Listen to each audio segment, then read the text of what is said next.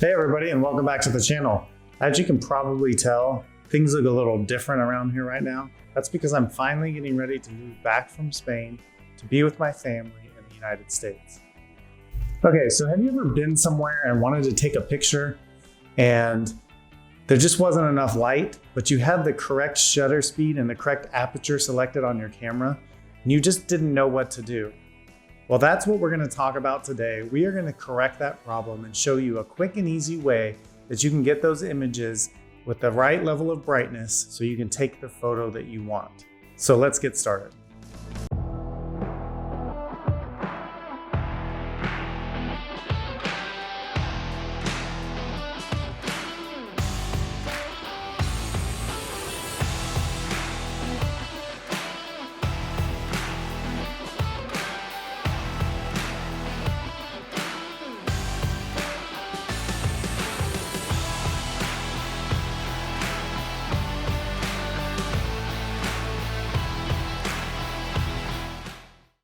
Okay, so this setting that you're going to use is called ISO, and that's what we're going to talk about today.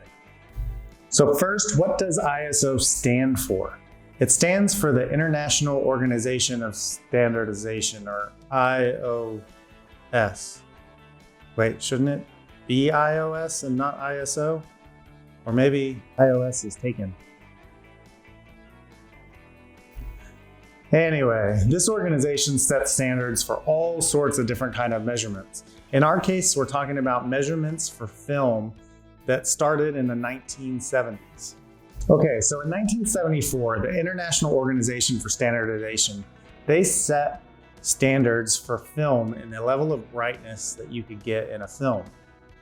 So when they first started defining this for film, it defined the amount of sensitivity in the film to the light that was coming in the camera. But since we're mostly digital nowadays and there aren't as many film cameras, it has been adapted to the digital sensor and the digital camera so that we can use it to make the same kind of changes we would as if we were swapping out our film for a different kind back in the 1970s and the film camera days. All right, so how is ISO defined? ISO is defined by a set of numbers. It's a numbers game strictly. So ISO 100, ISO 200, ISO 800, ISO 1600. These are the types of numbers that are used to define the ISO. All right, so the rules for ISO are pretty simple. A lower number means a lower ISO. A higher number means a higher ISO. From ISO 100 to ISO 200, you are doubling the amount of brightness that image is going to have. And then ISO 200 to 400, 400 to 800, and so on.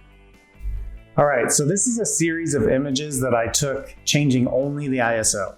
And I specifically took them in a darker room with lower light so that I could show you the effect of the ISO setting. So you can see how different the ISO settings are and how each one affects how bright each image is. So the first image is at ISO 200 and the final image is 4 times as bright at ISO 1600. Well, moving on, ISO isn't just a setting you can change and it doesn't affect how your images are processed. ISO does come at a cost. Okay, well, not that kind of cost. Increasing your ISO causes more noise to be let into the image. Take these two pictures for example. The one on the left is taken at ISO 200 and the one on the right with ISO 3200. So seeing them side by side, you may not see much of a difference in the level of image quality. However, let's look at these two photos zoomed in.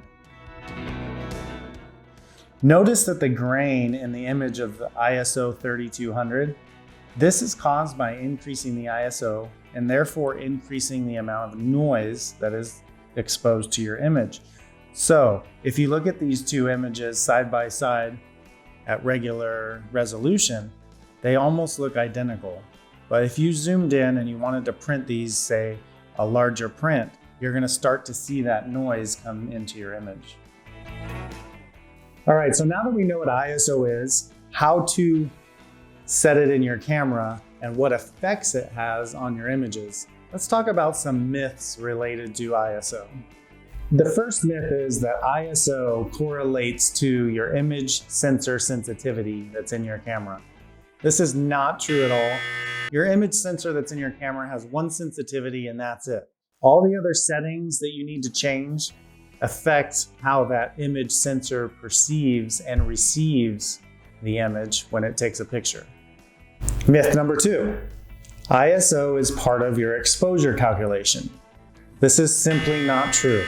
Aperture, shutter speed that we've covered in our other 2 videos, those are the 2 things that affect the exposure of your image.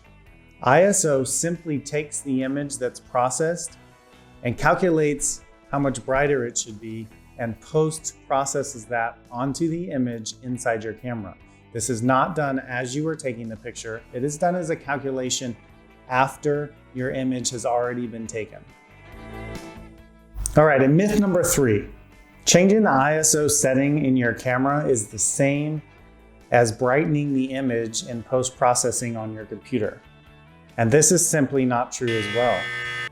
Keep in mind that your image sensor on your camera knows the exact settings that you used on your camera to get that image, and then processes that ISO accordingly with the image that was taken at that time. Whereas if you take that image and you put it on your computer after the fact, your computer doesn't have the same image sensor and the same processing that your camera does, and doesn't necessarily understand the way your camera processes this information. So you may have errors in your brightness levels and your exposure if you do it post-processing versus just changing the ISO in your image and getting it right out of your camera the first time. All right, so this lesson was pretty quick because ISO is a fairly easy concept to grasp compared to maybe aperture. But you can take this lesson, our aperture lesson, and our shutter lesson, and you can put those 3 together and start taking some amazing photographs. And if you like what you saw, make sure you like, make sure you subscribe, make sure you continue to watch these videos so that you can learn more and more about your camera and photography, and you can start to amaze yourself, your family, and your friends with the images that you take. Thank you for watching, and we'll see you in the next video.